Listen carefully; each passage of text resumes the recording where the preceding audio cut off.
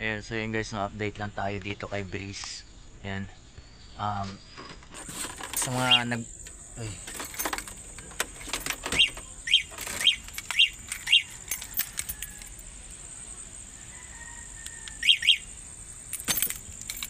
Okay.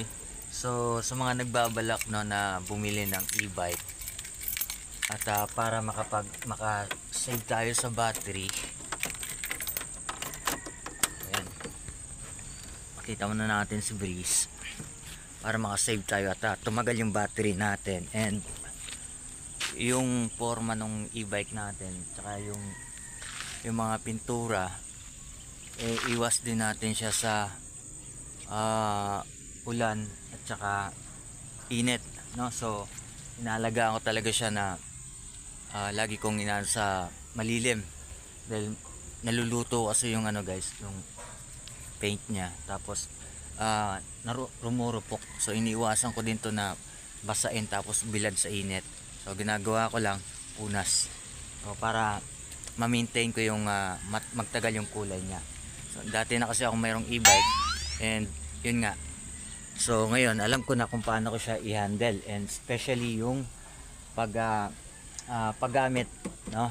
So ayun, meron tayong packet dito, ayan, doon sa taas merong packet. So ganito lang yung gagawin natin para tipid din tayo at maalagaan natin yung battery, no? So ito,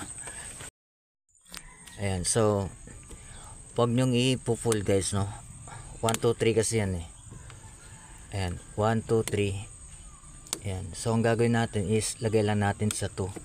The more kasi na tinutodo natin, mas malakas siya kumain ng battery. And napansin ko dati before, lagi akong sa pataas, sinasagad ko siya sa 3, and mabilis sumina yung battery ko. So palit ako nakadalawang palit ako ng battery before, yung blue natin na Econo. So ayan guys, no,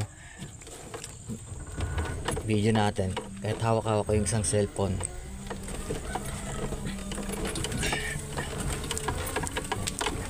Ayan lang takbo natin. Doon ko mamaya guys, no? Pero kahit 1 lang sana okay na, pero hawak-hawak kasi yung cellphone. So lalagyan ko siya ng buwelo dito, pero 3 hindi na kailangan yung 3, kayang-kaya, malakas to guys, no? Ito na, lakas niya, no? Yan guys, tingnan natin.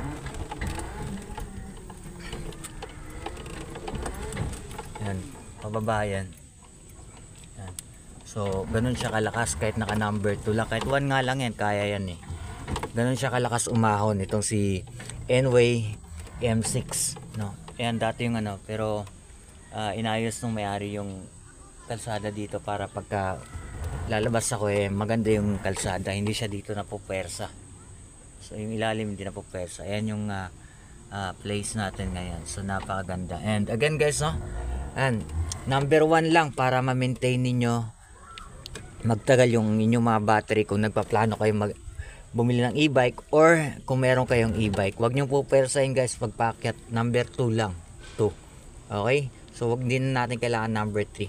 So ayan, pupunta tayo sa ibang baryo, mamamalengke tayo, dali natin si Breeze. Alright, so yun guys, no, update na lang tayo ulit.